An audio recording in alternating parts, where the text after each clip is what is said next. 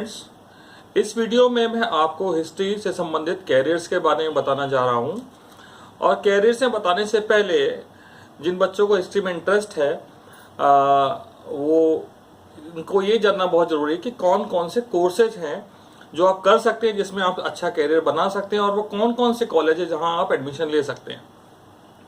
तो जिन बच्चों ने क्लास 11 से ही ह्यूमैनिटी को चूज कर रखा है, तो उनको बहुत पहले ही क्लियर हो गया है कि वो क्या करना चाहते हैं। और जिन्होंने नहीं ले रखा है 11-12 में हिस्ट्री और या ह्यूमैनिटीज को, वो भी आगे ले सकते हैं, चूज कर सकते हैं हिस्ट्री ऑप्शन को एज ए कैरियर। तो अगर आप हिस्ट्री लेना चाहते हैं एज ए कैरियर ऑप्शन, तो आप कर सकते हैं क्लास 12th के बाद आप बैचलर कोर्स कर सकते हैं। बैचलर कोर्स के लिए कम से कम 50% एग्रीगेट मार्क्स होने चाहिए जहां आप अच्छे कॉलेज में एडमिशन लेना चाहते हैं। तो और बहुत सी यूनिवर्सिटी केवल उन्हीं को एडमिशन देती है जिन्होंने ह्यूमैनिटीज में हिस्ट्री को लिया है, अगर हम हिस्ट्री में परस्यू करना चाह रहे हैं। पर बहुत सी यूनिवर्सिटीज ऐसी भी हैं जो साइंस और कॉमर्स ग्रेजुएट्स को, कॉमर्स स्टूडेंट्स को भी क्लास 12 के जो हैं उनको भी देती हैं ह्यूमैनिटीज एक ऑप्शन की तरह। तो मैथ्स या साइंस या कॉमर्स के बच्चों को हिस्ट्री आगे चूज कर सकते हैं। पर ग्रेजुएशन के बाद पोस्ट ग्रेजुएशन में एमए करना चाहते हैं तो आपको बीए में कम से कम 50% मार्क्स स्कोर करने होंगे। ठीक है, तो अगर आप एमए में अगर आपने बीए में 50% मार्क्स स्कोर किए हैं तो आप मास्टर्स डिग्री के लिए सोच सकते हैं। मास्टर्स डिग्री करनी चाहिए। और उसके सिवा एमफिल करना चाहते हैं, कोई आगे स्पेशलाइजेशन करना चाहते हैं किसी पर्टिकुलर चीज को लेकर के, तो एमफिल करने के लिए 55% मार्क्स मास्टर्स में होने जरूरी हैं। और अगर जो बच्चे आगे जाके डॉक्टरशिप करना चाहते हैं, रिसर्च करना चाहते हैं, पीएचडी करने के लिए, उन्हें यूजीसी नेट क्वालिफाई करना होगा। क्वालिफाइंग एग्जाम होता है यूजीसी नेट का, उसको क्वालिफाइंग एग्जाम देने के बाद वो अपनी पीएचडी कंप्लीट कर सकते हैं। उसके बाद मैं आपको ये बताना चाहूंगा कि जो कौन कौन से टॉप कॉलेजेस हैं जो हिस्ट्री का कोर्स ऑफर करते हैं। सारे कॉलेज जो है हर शहर में कॉलेज है जहां पे हिस्ट्री एज अ सब्जेक्ट है। पर आपके लिए टॉप कॉलेजेस की लिस्ट है। LSR lady Shri Ram college Delhi में है, जवाहरलाल नेहरू यूनिवर्सिटी है, जामिया मिलिया इस्लामिया है, एलपीयू है, इग्नू सब जानते हैं, Indira Gandhi national open university, Delhi university, Delhi college of arts and commerce, BHU Banarasi. तो ये सारे प्लेसेस हैं जहां पे आप टॉप कॉलेजेस है जहां पे आप कोर्स कर सकते हैं। बाकी बहुत सारे कॉलेज हैं, आप जब सर्च करें तो आपको मिल जाएंगे सारे कॉलेज की लिस्ट। और काफी कॉलेज, इनमें से जो मैंने टॉप कॉलेज बताए हैं, कुछ कॉलेज अपना अलग से एंट्रेंस एग्जाम भी कराते हैं। कुछ कॉलेजेस हैं जो क्लास 12 के मार्क्स के बेस पे एडमिशन लेते हैं। तो ये सारी चीजें हो गई हैं। आप टॉप कॉलेजेस में एडमिशन लेंगे तो ये आपको सारे कॉलेज के बारे में पता होना चाहिए। आप पूरा लॉन्ग टर्म प्लान बना के चलिए। पर अगर आप को ये पता हो कि हम आगे फ्यूचर में क्या बनना चाहते हैं, तो आपको तभी आप स्पेशलाइजेशन सिलेक्ट कर सकते हैं। तो मैंने यहाँ पे इस वीडियो में आगे कैरियर्स के ऑप्शन को बताने के लिए अपने एक फ्रेंड हैं डॉक्टर तृप्ता श्रीवास्तव को मैंने उन्हें इनवाइट किया है। कई सालों का उनका हिस्ट्री का एक्सपीरियंस है, हिस्ट्री टीचिंग का एक्सपीरियंस है, और उन्होंने पीएचडी की हुई है। तो डॉक्टर तृप्ता श्रीवास्तव आगे इस वीडियो में आपको कैरियर्स के बारे में बताएंगी। So I welcome doctor Tripta Srivastava the next part of this video. Thank you very much children. Dear students, it is a general observation that when children start approaching middle school, they and their parents start thinking about their career goals, and then they start working on the subjects to be chosen to suit their career goals. The logical goals are career-oriented studies like engineering, medical, biotechnology, and so on. The core subjects like history, geography, language, music are all ignored since they are not considered as career oriented. Today, I would like to dispel this myth and will talk about the myriads of career paths open for students who opt for history as career. I am Dr. Tripta Srivastav. I am an alumni of Allahabad University. I have done my PhD in ancient history. I have a teaching experience of about 28 years and have been working in some of the most prestigious institutions of the country. Today, I would like to apprise you about some of the career options that you can explore after taking history as a subject.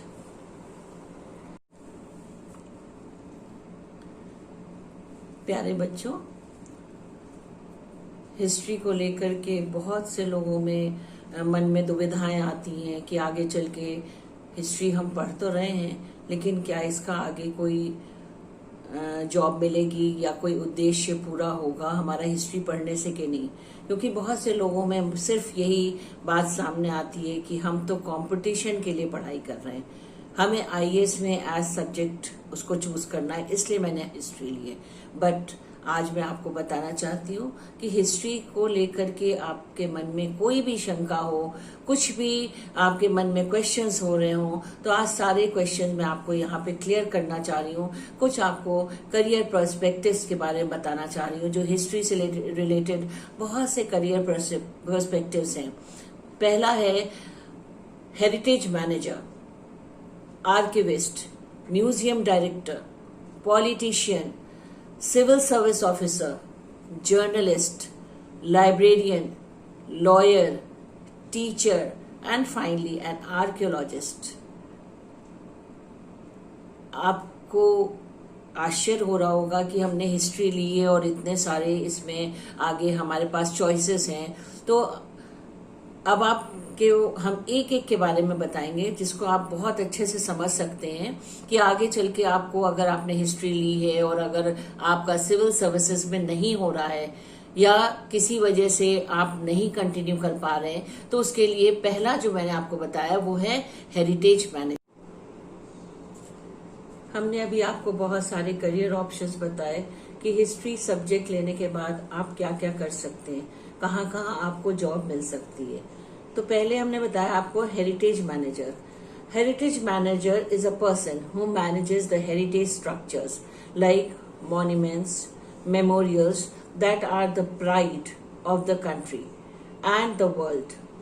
Managing budgets, अब उनका क्या काम होता है, वो सारा budget manage करते हैं, स्ट्रैटेजीज प्लान करते हैं, फंड्स इकट्ठा करते हैं जिससे उनकी मेंटेनेंस होती है, जो हेरिटेज साइट्स हैं उनकी मेंटेनेंस करने के लिए। जैसे फॉर एग्जांपल हम ताजमहल की बात कर लेते हैं, जैसे हमारी ये वर्ल्ड हेरिटेज साइट है, तो इसके लिए हम जो भी फंड्स इकट्ठा करते हैं, ये सारा हेरिटेज मैनेजर जो है वो उसको कलेक्ट करता है, इकट्ठा करता है।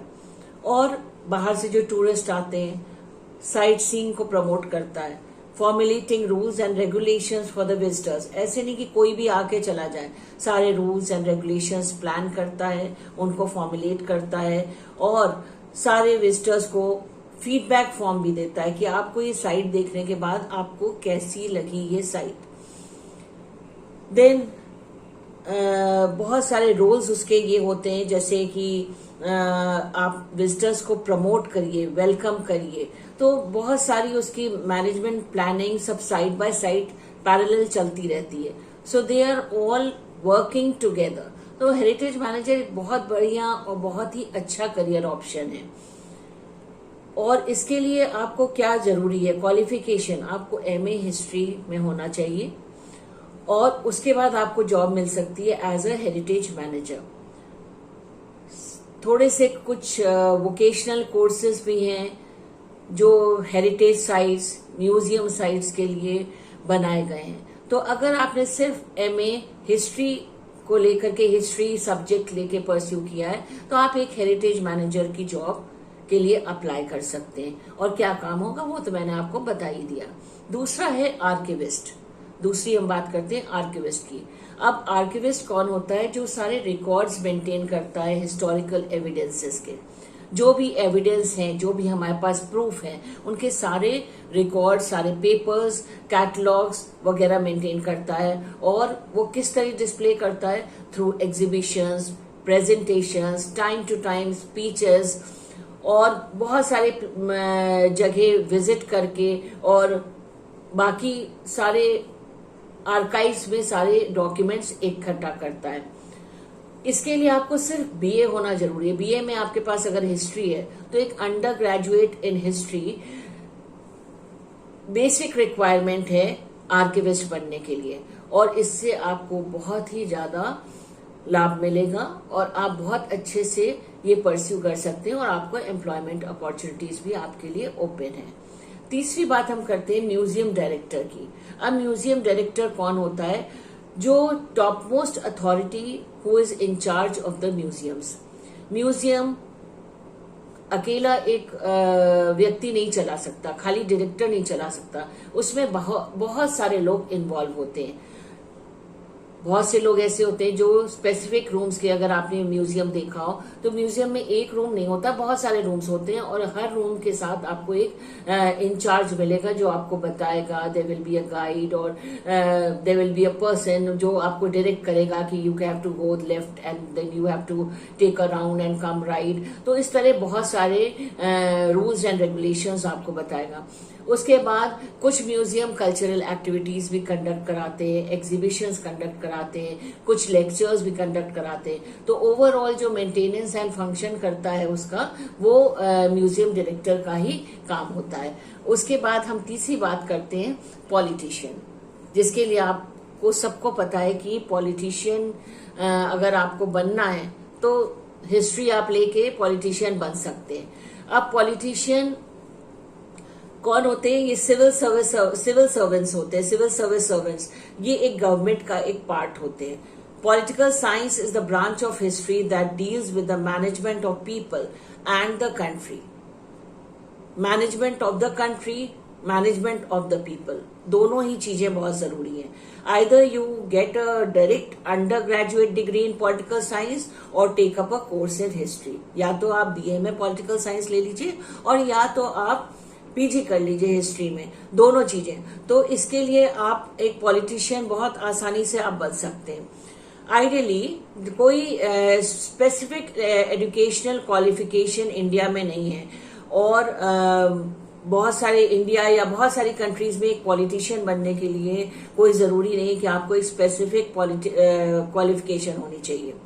उसके बाद हम बात करते हैं जो सिविल सर्विस ऑफिसर, जिसके लिए सब लोग हिस्ट्री लेते हैं। जिस बच्चे से बात करो वो यही बात कहेगा कि हाँ मैंने हिस्ट्री किस लिए लिए, क्योंकि मेरे को आईएएस में एक सब्जेक्ट चूज किया मैंने, मेरे माइंडसेट ऐसा बना हुआ है कि मुझे हिस्ट्री लेना है। आईएएस जब सब सिविल सर्विसेज के लिए एग्जाम्स देंगे तो हिस्ट्री इसलिए मैं पढ़ रही हूँ। मैंने बच्चों से बहुत बातें की और बच्चों ने बताया कि जब हम पूछते हैं कि आपने हिस्ट्री क्यों परस्यू किया, आपने हिस्ट्री क्यों लिया, why not any other subject, तो उन्होंने कहा मैम हमको आईएएस ऑफिसर बनना है।